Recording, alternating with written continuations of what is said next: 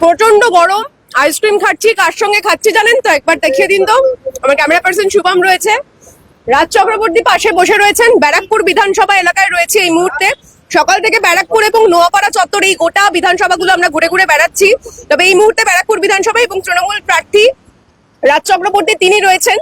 দাদা, কি বুঝতে পারছো তুমি, মানে একদম ব্যারাকপুরটা ঘুরে? বসে বসে সবুজ আইসক্রিম খাচ্ছি।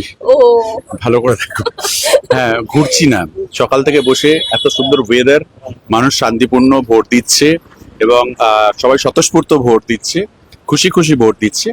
এবং তো ন্যাচারালি এরকম ঠান্ডা ওয়েদার, এরকম একটা শান্ত পরিবেশে তো আইসক্রিম বেটার আই থিঙ্ক। ঠিক। আমি সবুজ আইসক্রিম, আমি বলেছিলাম একটা আইসক্রিম আনতে, একটা সবুজ আইসক্রিম এনে দাও। ঠান্ডা ঠান্ডা কুলকুল। এবং তুমি দেখো এখানে দেখো কামড় মেরেছে সবুজ, যেখানেই কামড় মারো বেরোবে তো আসলে সবুজ। দেখো, হ্যাঁ, মানে মনের ভিতরে সবুজ বলতে চাইছো? সেটা আমি তোর ব্যাপারে বলতে পারবো না, তুই জার্নালিস্ট, আমি তো জানি তোর মনের ভিতরে কি চলছে। আচ্ছা আচ্ছা, আমি বলছি যে এই সকাল থেকে এখনো পর্যন্ত যেমনটা খবর যে প্রায় 40% ভোট হয়েছে এবং প্রথম দফাতে আমরা দেখেছি যে 93% ভোট হয়েছিল। কি মনে হচ্ছে দ্বিতীয় দফাতে তুমি কতটা আশাবাদী? আমার মনে হয় হবে ওরকমই পার্সেন্টেজ আসবে, কিন্তু অনেকে সকালবেলা দেখেছি ওয়েদার ভালো আছে, একটু একটু পরের দিকে যাচ্ছি আর কি। হ্যাঁ, সবাই তো ছুটির মেজাজেও থাকে আর কি। তো আমার মনে হয় আসবে, সবাই আসছে, ভিড়টা বাড়ছে আর কি। আগের বার কি হয়েছিল যে আমাকে ভোটটা দিতে হবে, তাই তাড়াহুড়ো করে সবাই নিজের ভোটটা দিচ্ছিল এবং সবাই ভাবছিল যে ভোটটা যদি সকাল সকাল না দিই পরে গিয়ে ঝামেলা ঠামেলা হতে পারে, এইসবগুলো ছিল। বাট আজকে জানে যে না না, আমাদের সেকেন্ড ফেজের যে ভোট হবে কোনো ঝামেলা অশান্তি হবে না, যদি না বিজেপি কোনো ঝামেলা করে, তাহলে সারাদিন ধরে ভোটটা স্মুথলি হবে। তাই মানুষ ধীরে সুস্থে নিজের সময় করে নিজের কাজকর্ম করে এসে ভোটটা দিচ্ছে। তোমার অপোনেন্টে যে রয়েছে কৌস্তব বাগচি, কি নাম? কৌস্তব বাগচি, তিনি তো দেখছি যে সমস্ত জায়গায় ঘুরে ঘুরে বেড়াচ্ছেন, সব জায়গায় পরিদর্শন করছেন। তুমি একটুও যাচ্ছ না? অ্যাকচুয়ালি দেখো, 1.5 মাস ধরে আমি তো মানুষের বাড়ি বাড়ি ঘুরেছি, মানুষের কাছে গেছি, মানুষের সঙ্গে কথা বলেছি। কর্মীরা 1.5 মাস ধরে খেটেছে। এখন বুথে মানুষ যাবে এবং যা যা সিস্টেমে হয়, যদি ধরো আমার খুব একটা মেশিন খারাপ হয়ে গেছে, ধরো ইভিএম মেশিন, তাহলে ওখানে যে প্রিসাইডিং অফিসার আছে বা পুলিং এজেন্টরা হয়েছে তারা মিলে ঠিক করে নেবে। আমার যাওয়ার তো দরকার নেই, আমি গেলে বরঞ্চ উত্তেজনা বাড়বে। আমার যারা কর্মীরা রয়েছে তারা এক্সাইটেড হয়ে যাবে। এবং যেহেতু একটু সবাই এখন ইলেকশন কমিশনের একটা গাইডলাইন রয়েছে, যত বেশি একটু শান্তিপূর্ণভাবে ভোটটা হোক এবং যদি লোকজন গ্যাদারিং না হয় সেসব হোক, তো ন্যাচারালি এখন যাওয়ার দরকার নেই। যদি খুব সমস্যা না হয় যাওয়ার দরকার নেই, আমার মনে হয় না কোনো সমস্যা হবে। ফালতু এখন শো অফ করার জন্য আমি বুথে বুথে গেলাম আর শো অফ করছে কি হয়েছে কি হয়েছে, এটা একটা শো অফ ছাড়া আর কিছুই নয়। আর যারা এখন যাচ্ছে? আর দেখো, মানুষ লাইন দিয়ে দাঁড়িয়ে আছে, আমি গিয়ে সেখানে ডিস্টার্ব করবো তাকে কেন? যারা যাচ্ছে তারা ভয় পাচ্ছে, ধরো ভয় পাচ্ছে বলেই তো এইখানে ওখানে ছুটে বেড়াতে হয়। আমি ভয় পাচ্ছি না, তাই তো আমার ঠান্ডা আইসক্রিম, আমাকে সবুজ ঠান্ডা আইসক্রিম খাচ্ছি। তাহলে কি তুমি কুল প্রার্থী?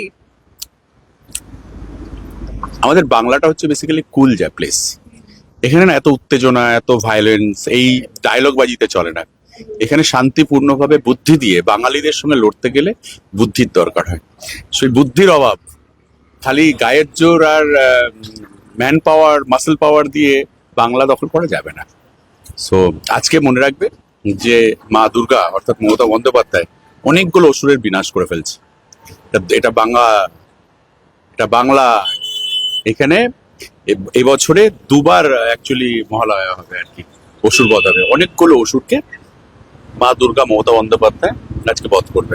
ব্যারাকপুরে ঢুকেই একেবারে খোশ মেজাজে এখানে বসে বসে আইসক্রিম খাচ্ছ রাস্তার ধারে, এবং আমি দেখতে পাচ্ছি যে প্রচুর মানুষজন যাচ্ছেন, কেউ ভোট দিয়ে ফিরছেন, কেউ ভোট দিতে যাচ্ছেন, আর তোমার সঙ্গে দেখা হচ্ছে। কি মানে তাদের থেকে কি রিয়াকশন তোমার কাছে আসছে? আমি তাদের থেকে রিয়াকশন নিচ্ছি না, মুখটা ফিরিয়ে নিচ্ছি, যাতে মনে না হয় যে আমি তাদেরকে ইনফ্লুয়েন্স করছি।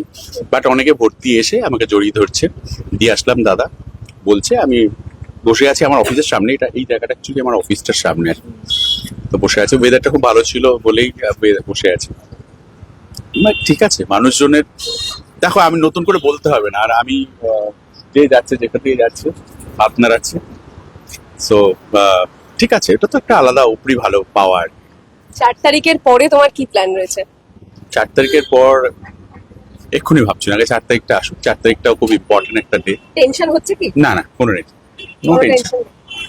টেনশন কেন করবে? কি রে, এইটুকুনি কনফিডেন্স নেই, কেন টেনশন হবে? কোনো টেনশনের কারণই নেই।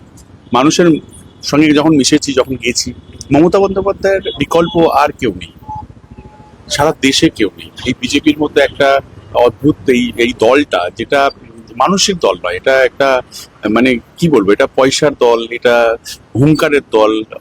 মানে এই দলটা মানুষের জন্য কোনোদিন হতে পারে না। মানুষের কথা ভাবেন, মানুষের ইমোশনই বোঝে না, যারা সম্মান করে না মানুষকে, মহিলাদেরকে, বাচ্চাদেরকে। না, একদম বিজেপি নিয়ে আমাদের একটু, হ্যাঁ কি বলছে শোনেন একটু প্রশ্ন। সিপিএম নিয়ে জিজ্ঞেস করছেন,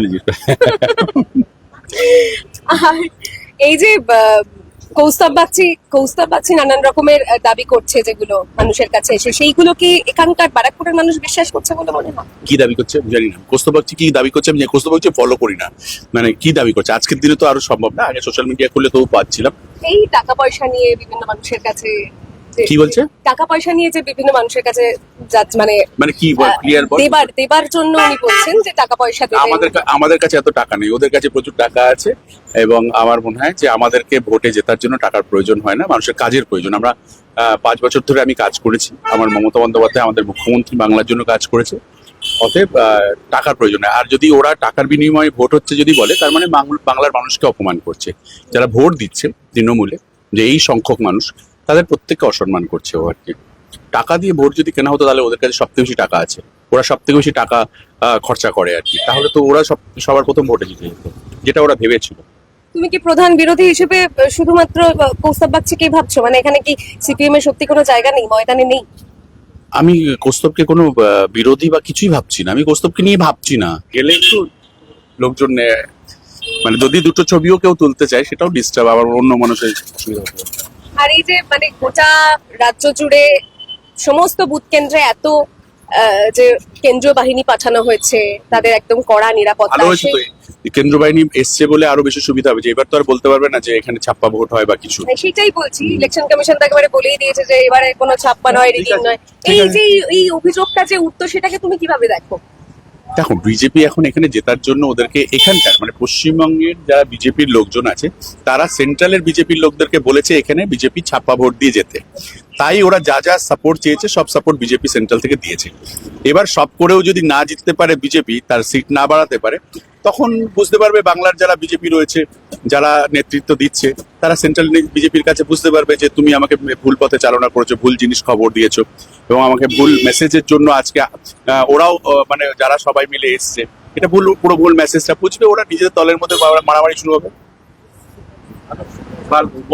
আমরা রাজদাকে আর বিরক্ত করব না এই মুহূর্তে। উনি রাস্তার ধারে বসে যেমন রয়েছেন, কিন্তু ব্যস্ত যে একেবারে নেই তা নয়, কারণ যারা সাধারণ মানুষ এইখান দিয়ে পাস করছেন, যেমনটা বললাম, যে সবাই কিন্তু একবার এসে মিট করার চেষ্টা করছেন। ফলে আর বেশিক্ষণ বিরক্ত করব না, চলুন আমরা বিধানসভা কেন্দ্রগুলো আবার একটু ঘুরে দেখি এবং অন্যান্য প্রার্থীদের সঙ্গে একটু মিট করার চেষ্টা করি।